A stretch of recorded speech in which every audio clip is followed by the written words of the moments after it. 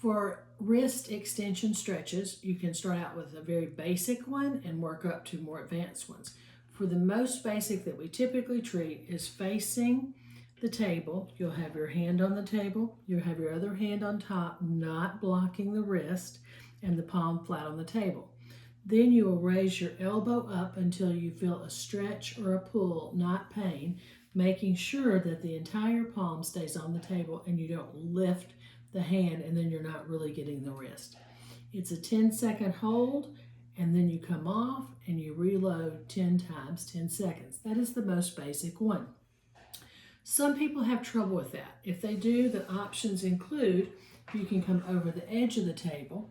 You can take your other hand in the palm and push back to get that same stretch. Notice my fingers are relaxed and my forearm is resting on the table.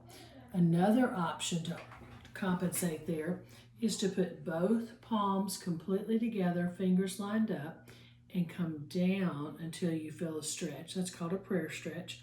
10-second count, come off and reload. Once the tabletop stretch has gotten easy, we can advance to other stretches, but I do want to show you one more alternative. If you have your hand on the table and can go this far, and you come off the table with your fingers and you go the same amount, that means you have no tightness in your muscles and fingers, and doing it the normal way is fine.